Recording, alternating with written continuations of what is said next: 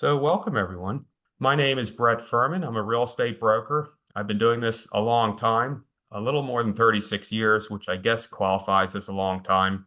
I do a lot of speaking, a lot of writing. I'm very active in the senior housing residential real estate market. I think I'm going to have probably one of my associates, Tracy, online. I don't think she's logged in yet, but she'll be joining us as well. Of course, we have our co-host, Lydia Gemmer. And Lydia, I don't know what to say. You've been phenomenal. We really are so fortunate to have you. You have a phenomenal background in the senior world, all different types of and facets of it. So you bring a lot of expertise. I know currently you're at Beaumont, but previously you've been at all kinds of home health care. You're at Bayada, and we are so fortunate. So welcome, Lydia. Well, thank you. Happy to be part of it. And of course, our guest today, we're very fortunate to have Mindy Mozenter. Mindy is a certified senior advisor, lots of experience, a little over 15 years experience in this world, but she brings a lot of expertise that we're going to be talking to her today, specifically about the dementia practitioner and how that plays into your world. So welcome, Mindy. Thank you. For everyone on the call, if you need anything before we get started with our guests, so you might have issues down the road with your house, you need help for anything, we operate a concierge. My real estate company has a concierge. It's free to anyone on the call that needs help, and you might need a handyman, a plumber, a painter, electrician, whatever that is, you're welcome to call us. It's a free service. Take advantage of it. We're here to help any way we can. So what is the most popular question people ask always? And that is, who can help me navigate this? It's a very, very intricate process. It's not simple, and it's something that most people haven't been involved in before, and you need help. And who do you turn to? So our guest today is going to help answer some of those questions. So Mindy, tell us a little bit about your company, what you do, your background, anything that you could be of value to the audience today. Hi, everyone. Welcome. We are senior living specialists. It was started by Lori Bernstein, who was also on this call 5 years ago, when she saw the need in this area for personalized helping people find their next move, whether it's independent living, a continuing care retirement community. We'll go through that, memory care, referrals to home care agencies that might need us. And we are complementary to families. We are boots on the ground. We know our families. We know communities. We know when the administrator's been 3 administrators down in the last 3 months. So we can help you guide through this. There are other people that do what we do. We feel like we are the concierge hand-holding group that does this in the Philadelphia marketplace and South Jersey, Northern Delaware. So we are around to be able to help families. We are started at 1, and now we just added a 5th. So we are 5 strong. And then in terms of your geographic coverage, would you say would it be the whole state of New Jersey, or just like portions of it? Or the areas we know best is just South Jersey and not Central or North Jersey, but we have partners in every state. So if we need you, if we need to move from here to Denver because your kids live there, we will personally vet the person and see, you know what, they work like we do. I have like some relationship with them, and I feel comfortable giving you them. So we always vet the person before I just moved somebody in Pittsburgh, and the person was a Penn Stater just like me, graduated the exact same year. I'm like, you're in. Yeah. So we definitely call first before we make sure that they work the way we do, with the same kind of hand-holding and loving relationship that we form. So how about the benefits, and how does that play into it in terms of what you actually do? Are you working with the family? Are you working with the resident? How do all those dynamics come into play? So we work oftentimes with the family. The sad part is that people come to us in crisis, which we'd rather switch it up and have people make a better plan. Is it always in crisis, or because we're talking the proactive versus the reactive? This whole workshop is predicated on that concept. Would you say that's the majority? I would say that the majority of people wait too long. And what I feel like this is a great thing for is to talk people into making a plan early. honestly, if you make a plan early, doesn't mean you have to do it today, but there's a plan in place. Because if you don't know that the what ifs will happen, the what ifs happen always. So my favorite family to talk to is your husband was just diagnosed with Parkinson's. I'm making up a scenario and he's good now. What if? Right? So the what ifs will help people guide to move them further along into the relationship. And I really feel so. We've worked with families for 5 years because we're trying to get them to, really think about it, of what their needs are going to be, because it's really important to plan. I mean, no good decision is made in time of crisis. Right. Fact. And so we really want people to on this call and wherever to really plan.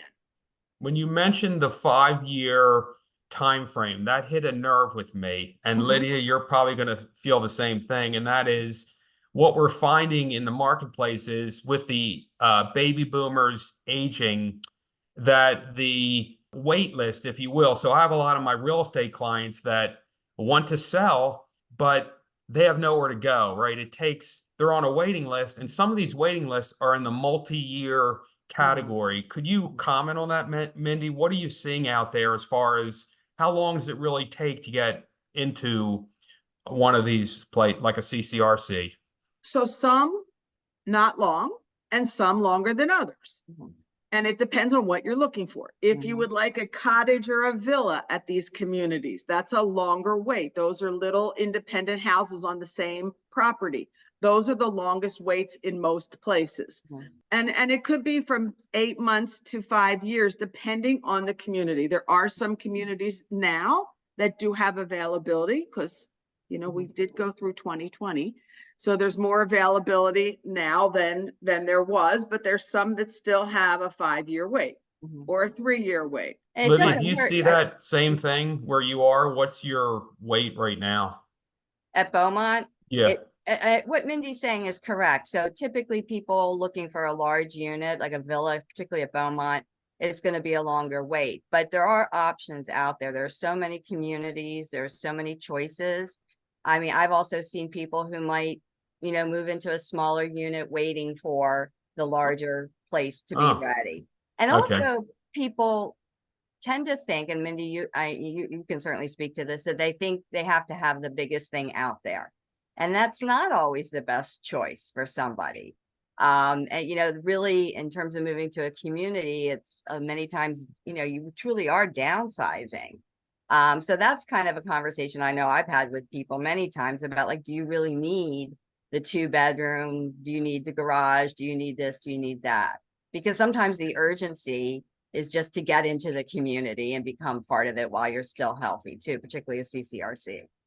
And you're 100% right. I mean, so the hard part is the children of aging parents will say, my parents need to downsize, and the parents say, I need 3,000 square feet. Right. So that's where the rub is. It's like, who do you listen to? The family's like, get them out of their house. It is not, while they're healthy, and the parents are saying, this is what I need. And it's real because they came from a 6,000 square foot house. It's a very hard call. What Lydia and I do a lot is a lot of social work.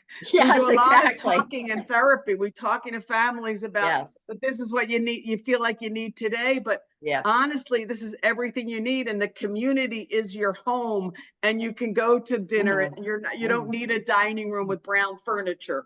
It's hard to talk to people about that, but it's a conversation that we have multiple times a day for sure. And as the crisis increases, the selection or the choice is like, okay, maybe I don't need such a large unit, or maybe mom and dad don't need that. But yeah, it's hard when you're talking to people who are perfectly healthy, or like they're aging and they know they need to move. It's like the world is huge and they want all these things, but certainly as things happen, you get that Parkinson's diagnosis, or you get something, reality starts to set in a little bit more, and people make different choices. I've been working for the last couple months. I do a lot of writing, so I'm doing a little analytics on when I ask that question, how long it takes for an occupancy. So the real estate market right now, there's tremendous shortages, but Mm. adding to that are a lot of the senior home sellers that don't have another place to go. Mm. And I see that problem growing significantly as these boomers continue to age, and they're all moving almost simultaneously at the same time, but the supply just isn't there right now. Well, there's different levels of supply too, or different, and I know Mindy can speak to this too, but so like if somebody is looking at a CCRC, I mean, we are very fortunate in the Philadelphia area. There are so many So choices. many.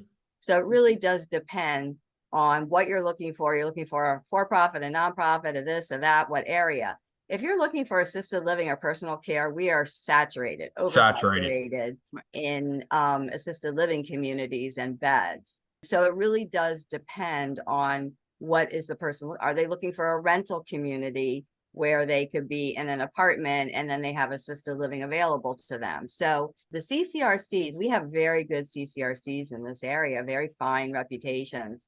So yes, so you can definitely have a wait for those, but we're very lucky here. We have so many options in this area.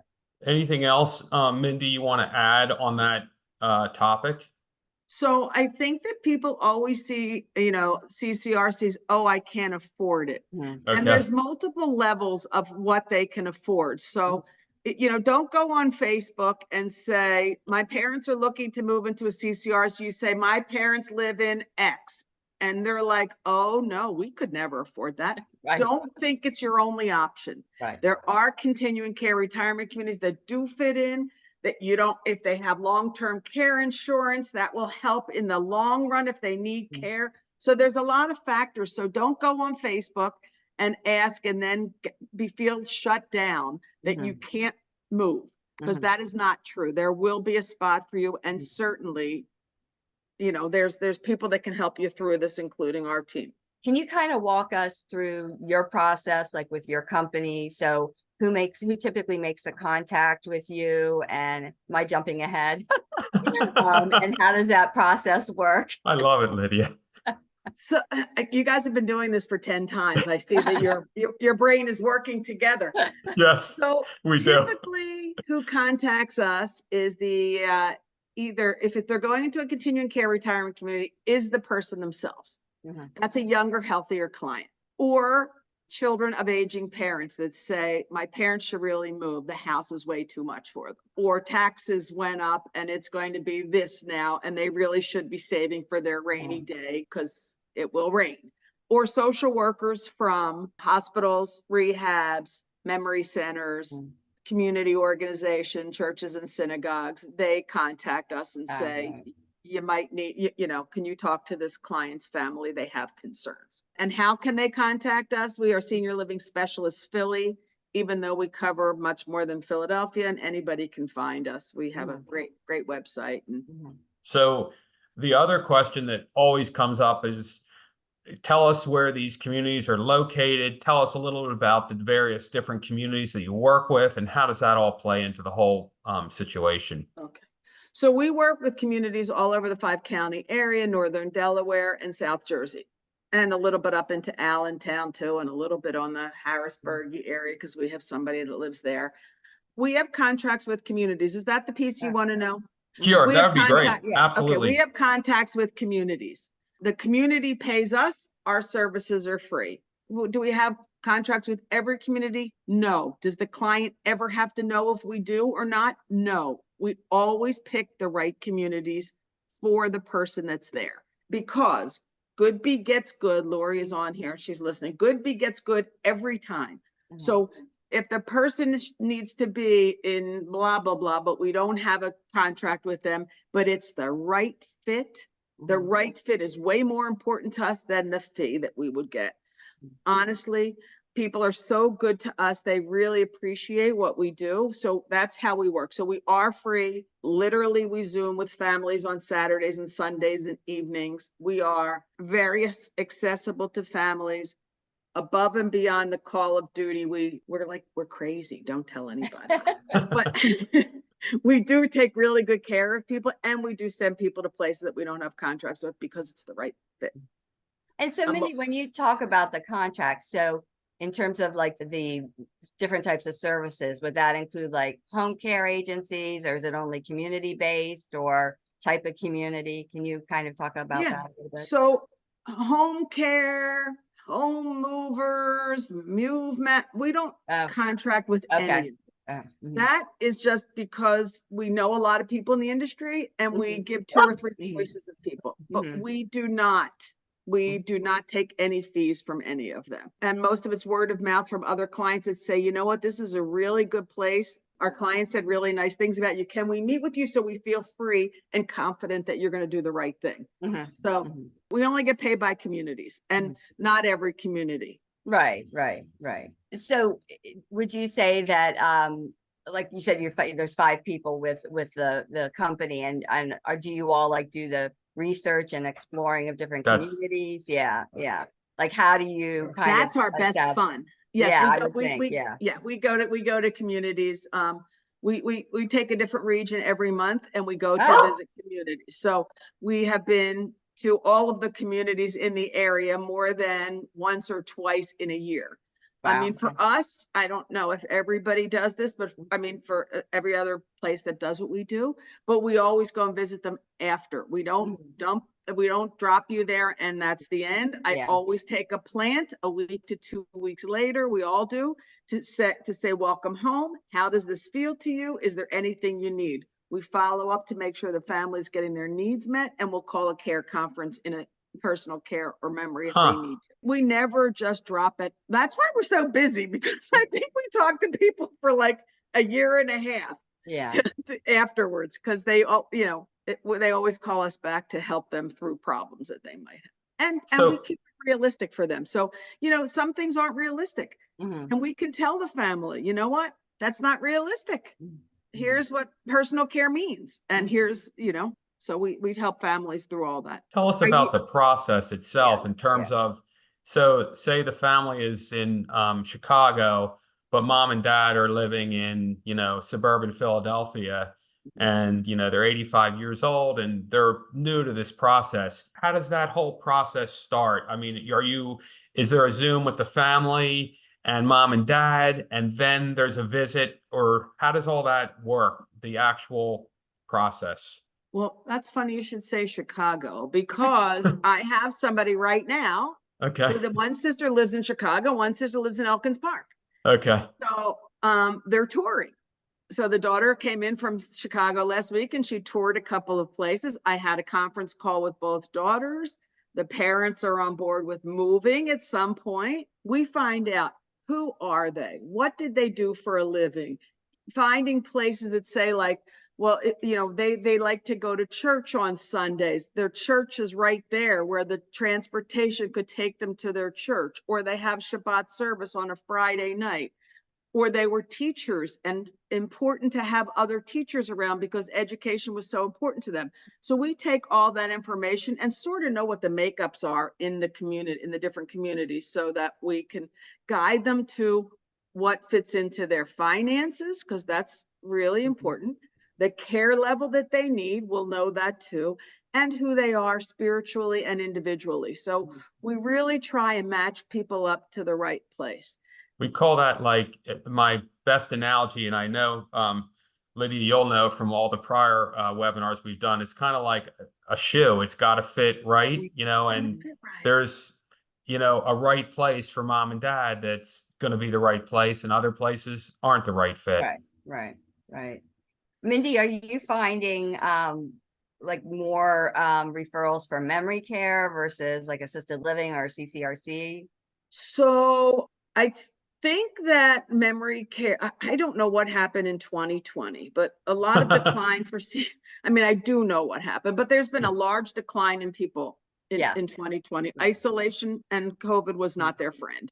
Yeah. And so if you had mild cognitive impairment, which is early in memory issues, it increased tenfold after 2020. So we are seeing a lot of memory because, and you probably are too, Lydia, it just felt like it was a very tough time and people couldn't shake it. And if they had any function of a disease that had memory, it really did tumble.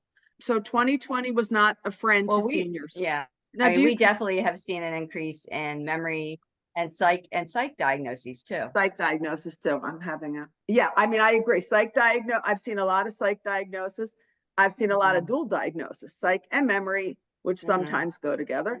I've seen a lot of younger Parkinson's lately, and I'm not really sure if it's environment or I don't know, but we've seen a lot of it. And some dementia caused by Parkinsonian dementias that have been occurring also. So it's been a tough 4 years for people. I've got a Yes, question that I definitely. apologize to the those on the call. We have a very large attendance today, so it's hard with all the questions and everything, which we're happy to have. And I apologize. I kind of I said, you know, a CCRC, but didn't give any definition or explain exactly what that was. Continuing care retirement community. Typically, there's an entry fee to move into the community, and the entry fee is basically assisting with the cost of future services, meaning healthcare. So you're really looking at a CCRC in case it's an insurance. And it's regulated by the Department of Insurance in terms of if you would need an assisted living level of care, if you would need a skilled nursing level of care, that would be available to you. Also, some of the CCRCs even have home care now. There's different models, different contracts. Like we could do a whole session on CCRCs, but that's the basic idea of it. One thing you did bring up, which I think is important for those on the call, that there are 10 of these similar type webinars available on our website that you can download, listen to the information for free. And Lydia, if I'm not mistaken, either our first or maybe our first one, I think it was the first one. We went through the various types of housing opportunities for a senior population, what that'll look like, including we talked about aging in place, which is certainly an option always for people. So brettfurman.com, go to the website and click, you know, and you can listen to the webinars. Well, and I think Mindy will agree too that, you know, it's very important to educate yourself, particularly with a CCRC, I would think, and because of the cost of the entrance fees, you need to understand the type of contract it is it refundable, non-refundable, all that, but you have to see what you're purchasing. But that's a decision you're going to make when you're independent and relatively healthy. Because again, the idea is insurance.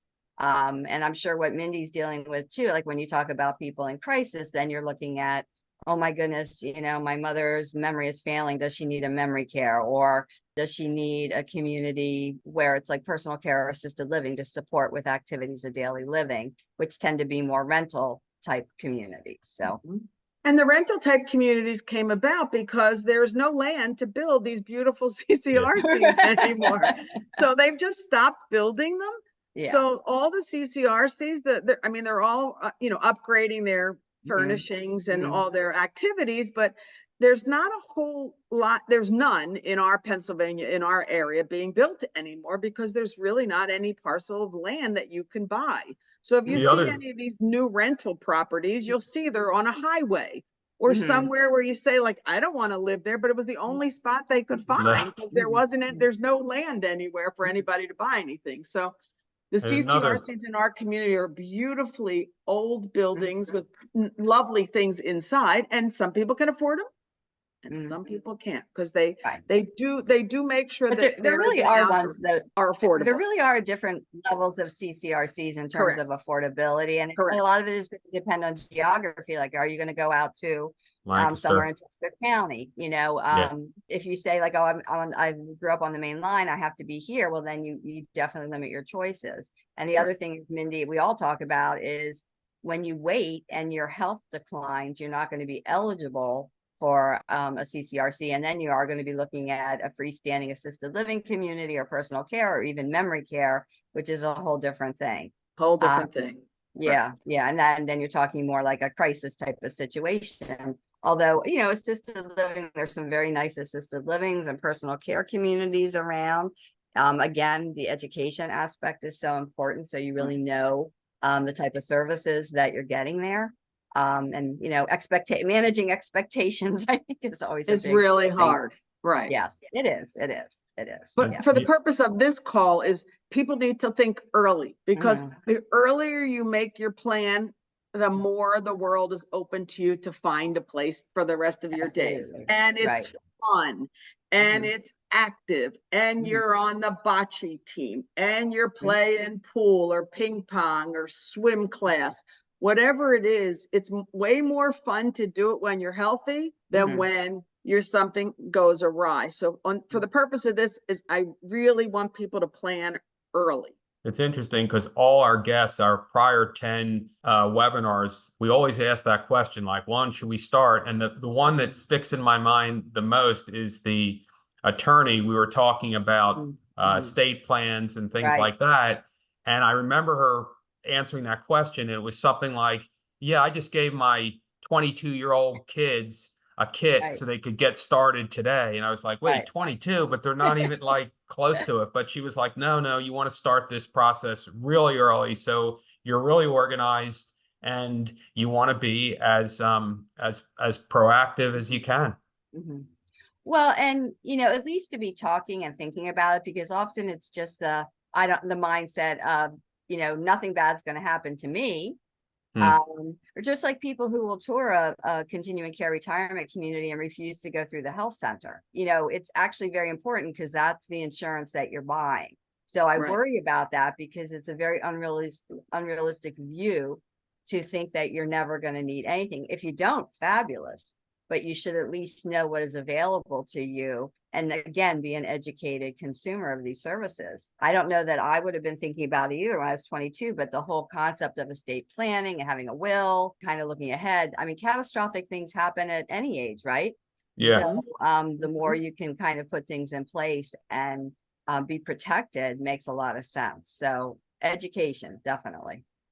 And nobody comes out of this unscathed. Right. Something happens. I don't care when it is in your life. Yeah. Something happens. You can think we're immortal. We are not immortal. I would love to be. It's not true. There's no truth to that. So you do need to plan. I have a friend that every Thanksgiving she would sit with her kids and her family at her table and she would say, have you all done your will? Mom, I'm sick of talking about this at Thanksgiving, but she was thankful for her family and thankful that she could have this discussion about what do we do? And it's an important discussion to have early on and often because things change in people's lives. Mindy, when you're working with either the family or the prospective resident, how many communities would you say they're usually exploring? Well, that's a great question. We try and limit it to 3 or 4. If we go any further than that, we are being untrue to ourselves, to who we are. We're getting people to who looks like you there, who acts like you there. Does it have the activity level that you like there? Does it have the spiritual level that you're looking for? So we try and do 3. Honestly, that's our goal. And we do look at finances always because that is the hindrance to people saying, I can't afford to go here. Right. And then that stops people dead in their tracks and they stay at home till they completely decline. And that is not a good thing. But it's so true, like the importance of visiting and talking to residents in these communities, because it's like buying a home, like bricks and mortar and all that, but it's usually how does it feel to you? And communities do have their own cultures and their own personalities. And the more you do visit and you interact with the residents, you get a sense of what that community is about. Like, do they have a lot of committees? Are they looking for residents to engage in those committees? Some focus more on parties and that sort of thing. So knowing your client's personality and then also encouraging them to visit and kind of getting a sense of the community is so important, because there's not a community, there is a community for everybody, but not every community is for every person. Certainly. Good point. That's a very good point. And part of our spiel to our families when we first send them after we speak them, the written is to ask for 2 to 3 families. Even if the family is given to you by the community to call, you can always glom something that's the food is not good. You're right. And whatever it is, you can get some pieces of information, even if they give you their top 3 families to call. There's always something you can get out of it that might be that, that they'll get to the truth of the matter. And we always encourage people to talk to families. Right. Food's always a big topic. My favorite topic. I worked in a hospital for 23 years. I will tell you that food and cleanliness was every patient's complaint on the complaints. And the same thing in senior housing. They know food and they know if it's clean. Those are the things they know. You can keep those 2 things in check, you're gold. But I will say with food, my thing with food is, the older you get, and when you're living in a communal environment, the focus does become on food and meals. And it is very difficult to please everybody and everybody's palate with food. So I always feel bad for the food and beverage people. They always get hammered. I know. They do. They always get yelled at. So that's the one job not to do at one of these facilities. Correct. That's what you would say you don't want to be involved with. And typically, I am not a foodie. So I am like, good Lord, if I could just have somebody make me these 3 meals a day, I would be happy. But, everybody has different expectations. And again, I think a lot of this world is managing expectations and understanding that, okay, this is the way you would cook something or whatever. And, is that going to be realistic when you move somewhere else? So Very good the point. importance of talking to residents, getting a sense, even as you're touring a community, to talk to residents who are just walking down the hall and getting a sense of, why did you move here? What do you like about it? And, helping somebody understand whether this would be a good fit for them. When I walk down the halls in CCRCs, I have never seen so many people come up to the person I'm touring with and say, I should have done this 10 years earlier. I was going to. Nobody is ever saying, I should have waited. I hated here. I should have waited. Everybody feels like, especially in a continuing care retirement community, I should have done this earlier. Right. So and that's very true. And I think that after, we've gone through the pandemic, there's a better understanding of the need for community and socialization.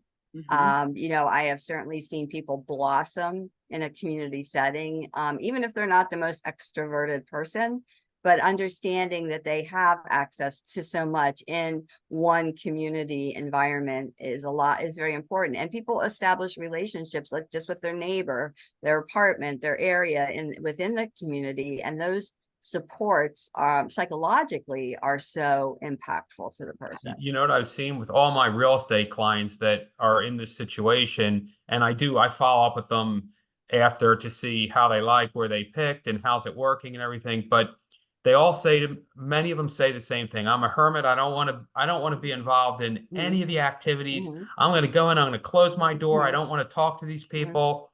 And then I follow up with them after, and it's like the same recording. I wish I could play one. It's like, oh, I'm doing all this stuff. I'm playing bridge. I'm woodworking. Yes. I'm like, wait, weren't you the person that said that you were going to be like a hermit at this point? And that's not the case, because there's so many things to be involved in. There's always something for somebody. Right. And yet, if you want to be more private, you can, but to understand that those opportunities there, and not only are they there, but they are just so easily accessible to somebody, and just to make friends. I mean, I just had somebody move to Beaumont and to personal care, and her whole thing was to not burden her daughter, but also, as much as she loved her daughter, she wanted to be around people her own age. And she was very emphatic about that. She said, my daughter and I spend a lot of time together, but I want to make some friends that are my age that I have in common. And she's just like a social butterfly right now. First of all, she's not from the Philadelphia area, so she's just astonished by, the landscape, the rolling hills and all that, and the beauty of the area, but also that she just has so much available to her just by going to one of the dining rooms and meeting people. And she's very open to that. I always say to families, all you need is one person to have dinner with every day. Even if you complain that your kids put you here, it doesn't matter. It gives you something to talk about. And that it's fun and it's social, and you're not eating alone like you would be if you were home. Right. And that is, right. That's a very, that is daunting to eat alone every night. So meals get skipped. Right, lot. right. Right. Well, you know, most people gain quite a bit of weight when they move to a CCRC. So you Yeah. have to, if somebody was putting dessert in front of me every night, I would You'd probably eat be it. okay. Right. We had a Right. question for Mindy that I think came in a little earlier, and I apologize because there's a lot of questions coming in because Sure, there's so many people online that it's hard to get to all of them. So I apologize. But this was a question about for Mindy. Do you suggest CCRCs over month-to-month communities or vice versa? Could you please elaborate? So I really feel like if you're healthy and you have finances, it's a different story. Mhm. If you're not healthy and your finances are different, it's a different story. It's a family decision. I always tell families, let's look at both. There is an algorithm that they will look at your assets, your finances, your this, and they can either say yay or nay. If you're 78 years old and you have $300,000 and $5,000 coming in every month, you're not going to most of them. Okay. So it really, and I don't want to let people down, but I also don't want to give them expectations that they can go to, the cream of the crop, and they can't because financially they can't afford that. Right. So it really, finances Are the really key. come into play. I honestly, Mhm. but I like both models. But of course, if I had my druthers, I'd rather be 78 and moving into a CCRC if I had my druthers. But if I'm 78 with some financial instability, I won't be able to. Mhm. So Mindy, I guess that brings up my question on your initial intake or meeting or family meeting. I'm assuming that there's a financial discussion or disclosures or information you obtain in order to ascertain which of the options is going to work for the client. Always. That is one of our, as they say, the first 15 minutes of your conversation has to be about that, because you don't want to set expectations that will not work for the family. Right. It's not fair. No matter how you slice it, it always is going to come down to money. And Brett, as you know, in real estate too, you Yeah. might love that house, but you can't afford it. And senior housing is The really same. no different. Right. And honestly, I would say too that, health is going to be another function. Okay. But there are, and it might come down to geography. You might, you might say, maybe a CCRC would be nice for somebody, but this rental community that has independent living and then personal care and memory care might serve the needs better just of geography, or obviously finances to have an apartment there, but still knowing that you have access to other levels of care, that you wouldn't have to move out of that particular community. So it wouldn't be as stressful if health would change. But a lot of this is just being realistic and having those frank and sometimes tough conversations with people. But there are so many options out there. People should not feel negative about that, because we do have a wealth of opportunities here for people moving into senior housing. There's a lot of choice. So I guess my final question, and it's going to be really for Mindy and Lydia, and I know we've heard some already, but what tips or tricks would you recommend to the listeners that are on the call today? We have quite a lot of people listening. I'm sure it's a wide geographic area as well, because again, we have people that are in the local area and then, family members outside of the area. So maybe for both people, what would you recommend are things they should be thinking about? Number one, you need to have a discussion with your parent. If this is the children of aging parents, you need to sit down and have a frank discussion. What are their wishes? What do they want? How can we make this happen for them? If you've learned anything about seniors, we're very stuck in our ways, right? So we are not going out, we are not leaving our house without having a frank discussion about we're in good health now. Guess what happens down the road? And if you come to it from a place of fear, you're scared for them, you're worried about them, and you love them dearly, you will be able to have this discussion. If you come to it at a place where you say, it's enough already, you've now stuffed the toilet up 3 times, that will never go well. Okay. So come from a place of safety and love and caring about their well-being, and you can always start that conversation. I'll add to that too. Don't make assumptions on behalf of your parents. And I will say this from personal experience. When we were working with my in-laws, it never occurred to us that they wanted to move, to be quite frankly. And this is way, way back, but we had a discussion with them, like trying to look at the house and what needed to be done. And then all of a sudden my mother-in-law was like, well, I don't really want to stay here. And I was shocked. And then it was a good educational moment, because I was like, wow, that just never really occurred to us that you would be open to moving somewhere. And then Interesting.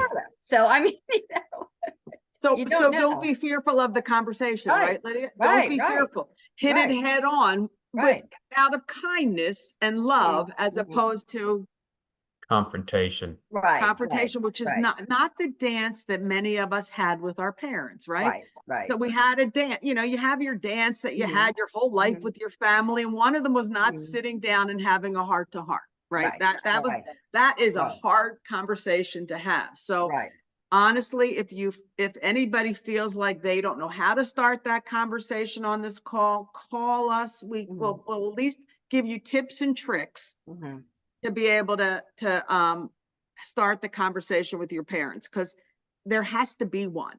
As a plug for you, I will say too, like, to have that conversation, but then know that there are resources out there like you, who's, you're that independent person, you're not the child. And that's helpful to have that, person kind of guide the process as well. Because sometimes as the child, as you know, the emotions get so involved. And so to have a resource that can be more independent and calm and about things is very helpful. So we had a question from one of the listeners about 55 plus communities, and they wanted to know, I guess really this is directed to Mindy, do you work with these places? We do not, for the most part. Some we do, some we don't. I love a 55 plus community. It sounds great, but there's another move after that.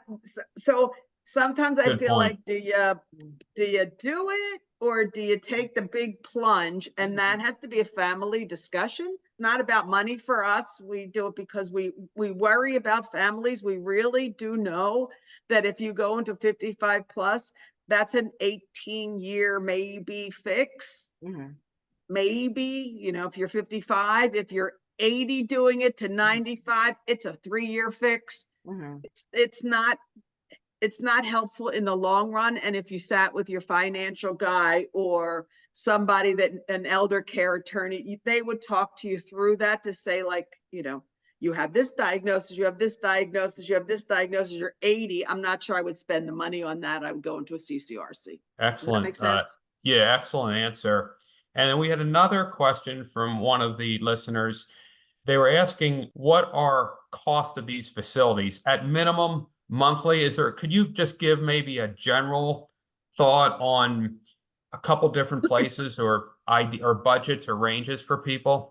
There's all different ranges for people. So an assisted living can go from 4,500 to 10,000 a month in a rental property.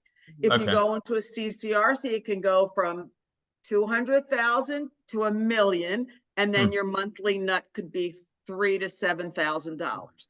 It really, there's a large array of how this works.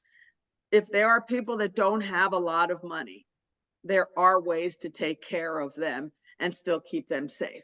That will be less money. It might not be beautiful bells and whistles, but it will be safety. And that's important. Is it also a geographical basis? Like, what would you say would be a differential between going to Lancaster versus going to Audubon? Can you say there's a huge difference in cost? Audubon and Lancaster are probably around the same because they're not that far away from each other, but Bryn Mawr to Lancaster might be different. Oxford, Pennsylvania to Gladwin will be different. Okay. Philadelphia, they're all different price points, because you can't get that price point in Bryn Mawr. I mean, you just can't. It's like, right? Real estate. It's the real estate, right? Well, and the other thing is to look at, if it's a nonprofit or a for-profit, there are certain communities that will, they'll have a mission statement to provide if people run out of finances. There's different commitment levels. there's just so much information, and that's why you really need somebody to help you go Yeah, I through do too. this. I mean, I have read many contracts. People have to understand really what they're getting if they're moving to a CCRC. And yes, definitely, geographically, size of the unit. There's so much involved in making that decision. It is. So even if you say, I want to go to a community only that has a benevolent fund, and that Mhm. means if you run out of money, they'll Right. take care of you. They'll take care of you. On the upfront part, they're still looking at Right. what your finances are. Right. So if you don't Right. qualify for the finances, their bet is that you're not going to outlive your money. Oh, right. That's You their- have to even though qualify they're amazing, financially. they're- But yeah, there's certainly communities out there that I've seen like committed to people who've led a life of service or teachers or something like that. So there's a whole array of them. Mhm. things to explore as you're looking at the community. But number one, you have to feel when you visit, that is, you like the residents, you feel like It you would feels fit like in there, you. and you It can feels afford it. like you. They look Yes. like you. Like They have you. bagels and lox on Sunday Yeah. morning if you're Jewish. I mean, Yeah. you have to sort of have it look like you, Yes. right? I was thinking that it might be a good time just to reiterate those on the call that maybe came in late. We have 10 other webinars. Lydia just mentioned about the contracts. She was talking about you really need to understand these contracts, what you're signing, what you're getting into. And one of our webinars, we talk more in depth about the different types of options available and the agreements associated with those options and what to do and how to analyze different units. Is talking about the staff, figuring out what the turnover is. There are a whole bunch of other things we looked at, so you might want to, if you have time, you're welcome to listen to any of the other programs. Certainly feel free to stay connected. You can follow us, like us on social media as well. We're in Facebook and Instagram and everything else. So as a real estate broker specializing in helping senior age homeowners, I'm here to assist with the sale of your home. If you ever know someone thinking of that needs to move and needs help, I'm here for you. It'd be an honor and a privilege to help. Our guest today, Mindy Mozenter, I put her contact information up on the screen. So if you need to reach out to her, feel free to contact her directly. There's a bunch. Is there anything, Lydia, that you think we missed or did you want it to cover? No, I think it's great. And thank you so much, Mindy. It's just, I think it's so great to have a guide through this process. It is overwhelming. It's, I know as an adult child too, that, it helps to have somebody else who can talk to parents as well and take the emotion out of it and, come from a place of like, you need to have a safe place to live and help make these decisions with love and empathy. It's really important. I think Mindy's advice was very good about how to talk to your parents. I think that goes a long way. And I think it's very helpful because as we know, a lot of the parents are very stubborn and it takes them a lot to get them to move because we're dealing with it now with my in-laws. And I know with that, having going through that personally, it's not a fun process. So I know the more prepared you are for this whole topic, the better it is for everyone.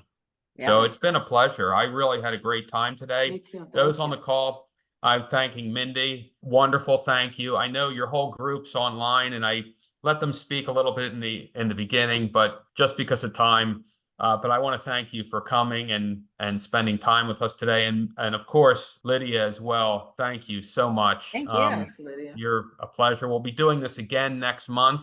So follow us. And those that couldn't attend, we'll have a recording in about another week that will go out. So you're welcome to join us then. So everyone have a great Saturday and thank you. Thank you so much. Thank you, Lydia. Thank you, Thank Brett. you, Mindy. Nice Thanks, to Brett. see you all.